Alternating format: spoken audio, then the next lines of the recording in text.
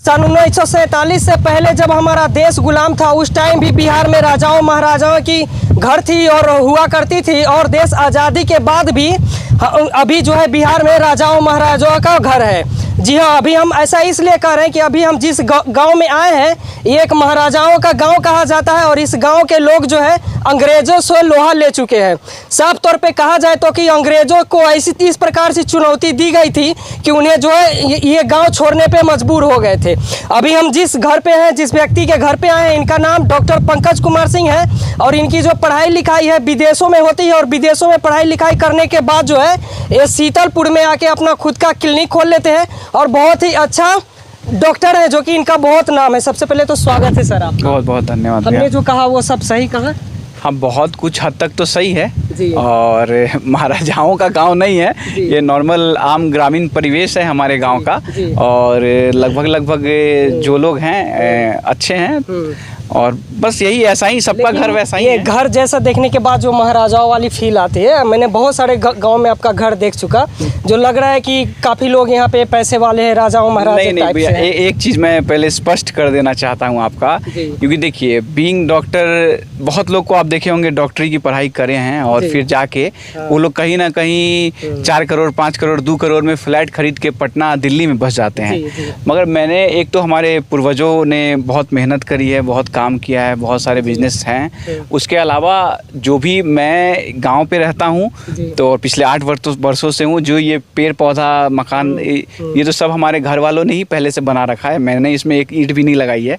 मगर रह गया बात कि हाँ, ये जो खूबसूरती है इसको मैंने थोड़ा बहुत कहीं ना कहीं से, क्योंकि मुझे थोड़ा प्लांटेशन और ये गार्डनिंग का शौक है, तो ये सब को देखते हुए मैंने थोड़ा इसको अच्छे तरह से ब्यूटिफिकेशन जरूर किया है। तो ये कोई बहुत आम सा चीज़ है। मान के चलिए यही हम एक फ्लैट पटना में खरीदने जाते तो 1.5-2 करोड़ रुपए लग जाता, और इसी में हम 10-20 हज़ार रुपये का फूल पौधा लगा दिए तो सुंदर लग रहा है आपको लग रहा है राजा का घर है। मगर ऐसा कुछ नहीं है, ये हमारे यहाँ 25-30 साल से ऐसा ही है।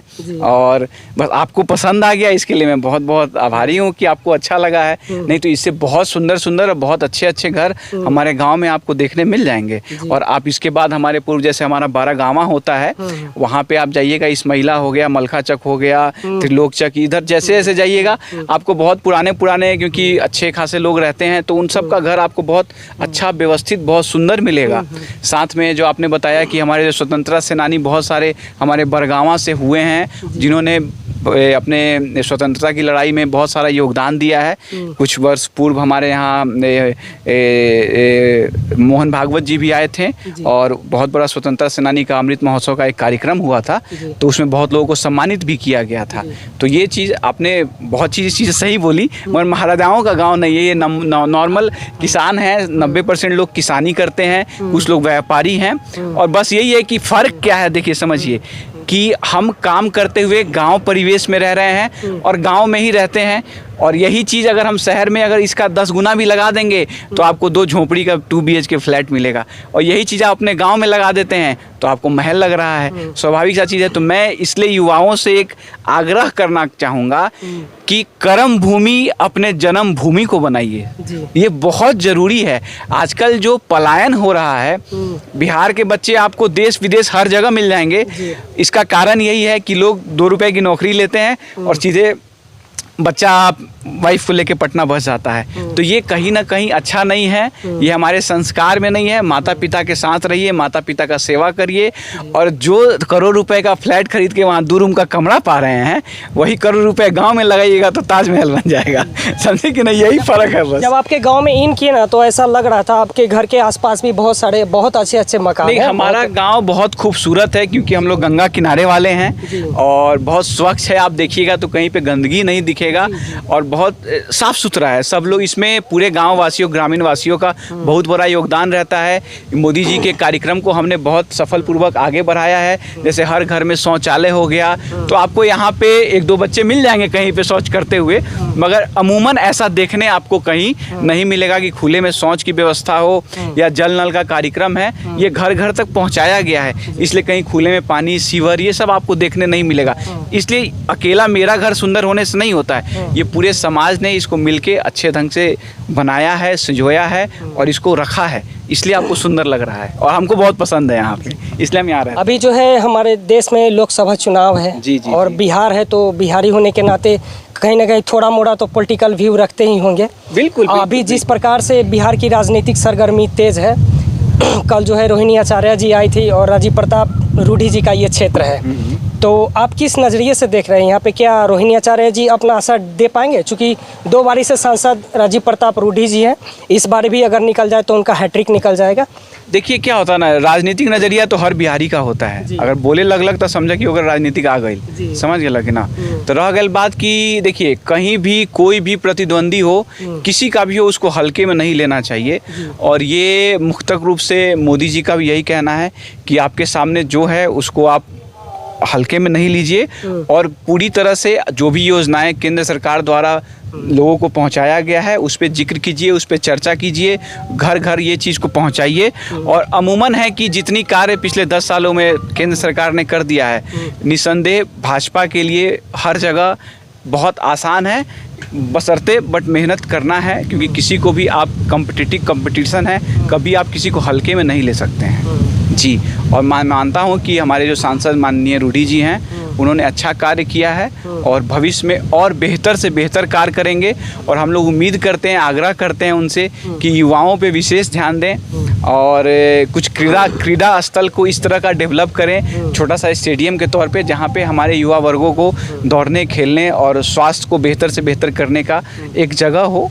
तो रूडी जी को अभी जो कर चुके हैं कार्य, वो तो उनको थोड़ा साइड कर देते हैं। अभी इस जीतने के बाद आप लोग क्या उम्मीद करते हैं उनसे? क्या क्या चीज़ उन्हें करना चाहिए जो कि लोगों के बीच में अच्छा हो उनके लिए? देखिए, जैसे बहुत सारे पत्रकारों ने बोला कि देख लो नेताजी से पूछ ली मनोहरा मीर के बारे में तो चुप हो गए। देखिए, चुप नहीं हो गए।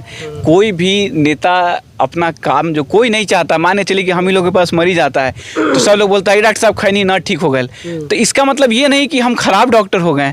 80% मरीज आता है भी तो बोलता है कि हम ठीक हो गए। तो कुछ वैसा चीज़ होता है जो एक बार में सफल नहीं हो पाता है उस व्यक्ति, तो उसको बार बार हम लोग बुलाते हैं कि 10 दिन पे आइए, फिर प्रयास करेंगे, नहीं ठीक होता है तो उसके उपचार का तरीका बदला जाता है। तो कहीं ना कहीं सांसद महोदय ने प्रयास किया है और उम्मीद करते हैं कि इस पे लग भिड़ के अपने कार्य से आने वाले वर्षों में इसका जवाब दें और मिल को चालू कराने के लिए अपना योगदान दें। और उसमें मैं चाहता हूं कि यहाँ की जो राज्य सरकार भी है वो भी उनकी मदद करे और यहाँ के जो स्थानीय लोग हैं उनका मांग जायज़ है। किसी का मांग, देखिए कोई भी मांग गलत नहीं होता है, ठीक है कि नहीं। हाँ, बशर्ते कि कब पूरा होगा, कैसे पूरा होगा, ये होना चाहिए। मैं भी इसका समर्थन करता हूं और मैं नेताजी से आग्रह करूंगा कि इस पे मोदी जी से, माननीय प्रधानमंत्री जी से बात करके और जल्द से जल्द कराएं, इसमें कोई दो मत नहीं है। उन्होंने बहुत सारे कार्य किए हैं और बिजली के क्षेत्र में हो, सड़क के क्षेत्र में हो, बहुत सारी अभी सारी प्रोजेक्टें हैं। लगभग अभी कुछ मीडिया कर्मी के माध्यम से ही पता चल रहा है कि लगभग 32,000 करोड़ों का काम जो है हमारे छपरा जिला में आया है। एयरपोर्ट के लिए उन्होंने काफ़ी सारी मदद मतलब आगे का कार्य कर रहे हैं। उम्मीद करते हैं कि देखिए कोई भी कार्य 1-2 दिन में सफल नहीं होता। वैसे भी बिहार में कोई प्रोजेक्ट आने में, कोई काम की क्रिया जो इतनी स्लो है जिसको मैं व्याख्या नहीं कर सकता हूँ अपने शब्दों में, तो उम्मीद करते हैं कि सारण में अच्छा काम होगा और रूडी जी ही एक व्यक्ति हैं जो ये काम कर सकते हैं अभी के टाइम में। अभी आपको हम बता दें, क्योंकि और कोई आदमी बोल तो जरूर सकता है। देखिए, प्रश्न उठाना सबसे आसान बात है। हम आज प्रश्न उठा सकते हैं कि अच्छा ठीक है, ई क्या किए, वो क्या किए, उससे मतलब नहीं है। क्या किए इससे मतलब नहीं है, आप क्या करिएगा और उसको कैसे पूरा कीजिएगा, आप उस पर फोकस कीजिए। तो उम्मीद करते हैं कि हमारे सांसद महोदय इस कार्य को जल्दी से जल्द पूरा करेंगे। 3200 करोड़ का जो आपने फंड बता रहा है, तो चुनावी मतलब स्टंट भी हो सकता है? नहीं, ये फंड चुनाव से पहले आता है, चुनाव खत्म, फंड खत्म। यही बात मैं बता दूं। देखिए, ये केंद्र सरकार में यही अच्छा चीज़ है। मैंने पहले ही बताया है कि ये सरकार एक ऐसा है ना कि जो चीज़ ये बताते हैं या अपने सूची में लाते हैं वो धरातल पे दिखता है। यही अच्छी खूबी है। बहुत सारी सरकारों ने बहुत सारी चीज़ों को पहले भी लाया है, बट कहीं ना कहीं ज़मीनी स्तर पे तो उसको पहुंचाने में वो लोग असफल रहे हैं। और माननीय गडकरी जो 32,000 करोड़ में ज़्यादा से ज़्यादा प्रोजेक्ट जो है माननीय गडकरी जी का है, तो उन पे क्वेश्चन मार्क करना मुझे लगता है कि आप रिपोर्टर में भी वो अभी बूता नहीं आया है कि आप उन पे क्वेश्चन मार गए, क्योंकि वो ईमानदारी, वो व्यक्ति छाती ठोक के बात करते हैं कि आप हमको प्रोजेक्ट दीजिए और आप हमसे पैसा लीजिए और आप काम कराइए, समझे कि नहीं। चाहे वो अपना सरकार हो, विपक्ष का सरकार हो, किसी और पार्टी का सरकार हो। तो गडकरी जी के काम पे कोई संदेह हमें भी नहीं है, आपको भी नहीं होना चाहिए, और मुझे लगता है विपक्ष के किसी लोगों को भी नहीं होगा। जैसे हो सकता है ना कि राजीव प्रताप रूडी जी पहले बार ही चुनावी वादा में मढ़ौरा चीनी मिल का जिक्र किए थे कि नेक्स्ट बार जो है हम इसी चीनी मिल का चीनी का चाय पियेंगे। ये उन्होंने चुनावी वादा किया था, चुनाव बीत गया, फिर चीनी मिल बना नहीं। तो एक तरह से होता है ना, लोगों का विश्वास किस प्रकार वो लुभा पाएंगे यहाँ का वोटरों को। मैं वही बात बोल रहा हूँ, देखिए विश्वास स्वाभाविक सा चीज़ है। जब कोई कार्य नहीं होता है, आपको भी कोई काम में सफल नहीं हो पाते हैं, तो आपका विश्वास डगमगा जाता है। मगर इसका मतलब ये नहीं कि आप उस कार्य को छोड़ दीजिए, नहीं, प्रयास करते रहना, प्रयत्नशील होना ही हमारा जो है सनातन धर्म में बोला गया है कि कर्म करते रहिए, फल मिलेगा, और फल की चिंता नहीं कीजिए। और मुझे पूरा विश्वास है कि हमारे सारण के क्षेत्र को वापस से जो भी कमियां बच गई हैं वो भविष्य में जरूर से पूरा होगा। और भविष्य में जैसे भी मौका मिले, अगर नेताजी से हमारी मुलाकात होगी तो मैं इस विषय पे उनको प्रकाश भी डालूंगा। और बाकी जितने भी लोग हैं मैं उनको ही बोलूँगा कि देखिए, कोई भी चीज़ को आग्रह करना बहुत ज़रूरी है, ठीक है ना। ज़रूरी नहीं है कि माने लीजिए 370 एक दिन में तो नहीं हटाना, राम मंदिर तो एक दिन में नहीं बना, बट पेम्फलेट में तो जो अपना आता है, जो चुनावी जो मुद्दे होते हैं उसमें बहुत सालों से आ रहा था। तो सफल होने में समय लगता है। कोई व्यक्ति सोचेगा कि एक दिन में हम सफल हो जाते हैं या फिर ऐसा हो जाएगा, तो ये पॉसिबल नहीं है। हो सकता है कि इस कार्य में अभी तक सफल नहीं हुए हैं और वो प्रयत्नशील हैं और उम्मीद करते हैं कि आने वाले वर्ष में ज़रूर सफल हो जाएंगे।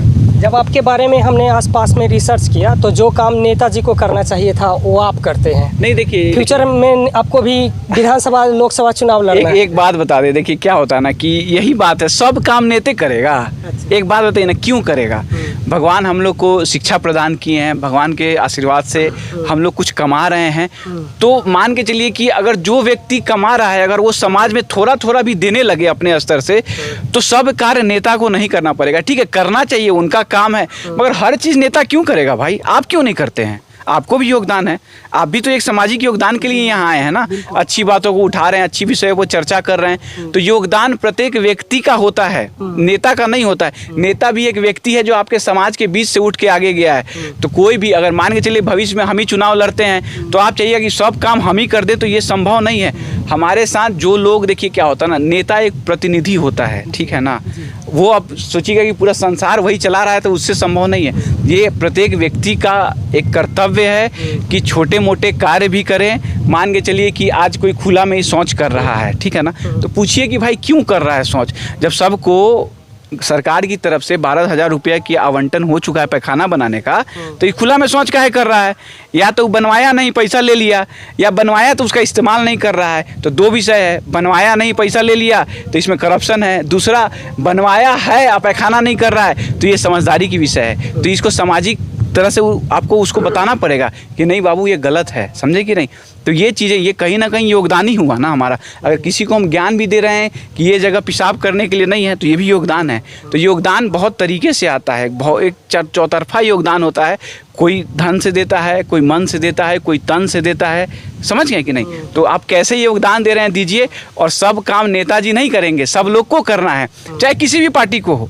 अब कोई बोल दे हमारे विधायक जी भाई नहीं किए, ठीक है, जो कार्य उन्होंने वादा किया था, जो एक बड़े स्तर पे होना चाहिए, वो उनको कर रहा है। मगर छोटे छोटे स्तर पे जो बहुत सारा कार्य है, हमारे समाज को, हमारे गाँव के लोगों को, जो हमारे गाँव के बड़े बुजुर्ग गार्जियन लोग हैं, या ऐसे लोग हैं जो कहीं ना कहीं आर्थिक रूप से मजबूत हैं, उनको थोड़ा बहुत योगदान इसमें करना चाहिए। और इसी के लक्ष्य के साथ मैं युवाओं का, या जो आपके जो एजुकेशन पे है, इसमें मैं थोड़ा ज़्यादा फोकस करता हूँ। क्योंकि बच्चा अगर समझदार होगा, उसमें सिविक सेंस होगा, तो बहुत सी बातें आगे बदलाव की तरफ दिखाई देगा। 2 दिन 4 दिन 10 दिन में कुछ नहीं बदलता है। 10 को लगा है बिहार को नीचे जाने में, तो 10 को लगेगा बिहार को ऊपर जाने में भी, समझ गए कि नहीं। तो धीरे धीरे बदलाव होगा, और बिहार में बदलाव हो रहा है। निसंकोच जितनी भी सरकारें आई हैं, सबने काम करी है, मगर हाँ, अभी बहुत आवश्यकता है कि और बेहतर से बेहतर कार्य किया जाए। इसके लिए मैं यहाँ के राज्य सरकार से फिर से अनुरोध करता हूँ कि विशेष राज्य का दर्जा का डिमांड करना चाहिए आपको, चाहे कोई भी पार्टी हो, एनडीए हो, महागठबंधन हो, विशेष राज्य का डिमांड कीजिए। अभी सही समय है डिमांड करने का, क्यों नहीं करिएगा। अभी नहीं कीजिएगा, इलेक्शन खत्म हो जाएगा, फिर कोई आपकी बातों पे वजन भी नहीं लेगा, कि आपकी बातों को सुनोगा भी नहीं। तो मुझे ऐसा भी तो हो सकता है कि केंद्र में भारतीय जनता पार्टी है, नीतीश जी की अभी भारतीय जनता पार्टी के साथ गठबंधन है, वो चाहते हो कि अभी लोकसभा में फ़ायदा उठा ले, विधानसभा में नीतीश जी को अलग कर दें, और बीजेपी खुद से जब जीत के आए, पूरी तरह से सत्ता में आए भारतीय जनता पार्टी, तब बिहार को विशेष राज्य का दर्जा दे। चुनावी स्टंट हो सकता है। देखिए, राजनीति जो है ना, ये दो मुहुआ सांप है, समझ गए कि नहीं। जो बात बोले उल्टा भी तो हो सकता है, समझ गए कि नहीं। नीतीश भी तो ये काम कर सकते हैं ना। तो किसी का कोई मतलब, देखिए वही बात बोल रहे हैं, माने चलिए कि नीतीश जी जब अपोजिशन में जाते हैं तो डिमांड करने लगते हैं, और जब इधर आते हैं तो डिमांड नहीं करते हैं। तो मुझे उम्मीद है, और देखिए ये मैं अपने तरफ से नहीं कह रहा हूँ, जो पढ़े लिखे युवा वर्ग हैं वो इस बात पे चर्चा करते हैं जब बैठते हैं कि भाई देखा ना, जब पार्टी में न रहलन तो मांगलन विशेष राज्य के दर्जा, और जब इन्हें आ जालन तो वो बातें ना हो खले। तो कहीं ना कहीं देखिए अच्छी पहल होनी चाहिए। मैं राजनीति के विषय में नहीं, देखिए राजनीति करना है मगर अच्छे कामों को, पॉजिटिव चीज़ों को लेके करना है। ये नहीं कि वो क्या किए, वो क्यों किए, वो काहे नहीं किए, उस पर बात नहीं कीजिए। आप क्या कीजिएगा, आपका क्या योगदान रहेगा, उस पर चर्चा कीजिए, सीधा सीधा बात है। हाँ, उम्मीद है कि हम लोग कुछ करेंगे तो हम उस पर चर्चा करते हैं, और उतना दमखम रखा जाएगा तो खुद से भी कर देंगे। चलिए, समाज में कुछ लोग ऐसे हैं, सामाजिक कार्यकर्ता हैं, जो कि बहुत ही अच्छे कार्य करते हैं, उनकी भी अच्छाई को दिखाना ज़रूरी था। चुनाव तो अपनी जगह है, पार्टी पॉलिटिक्स अपनी जगह है। अभी हम इस वक्त छपरा सारण में हैं, और सारण का ये बभनगामा गांव है, और बभनगामा का ही डॉक्टर पंकज सिंह जी हैं, जिनका जो है डॉक्टर मतलब है, और ये पेशे से, और शीतलपुर में इनका एक क्लिनिक है। आप लोग की क्या प्रतिक्रिया है, अपनी राय को कमेंट सेक्शन में आकर ज़रूर दीजिएगा, और वीडियो अच्छी लगी हो तो ज़रूर शेयर करिएगा। जय हिंद, जय बिहार।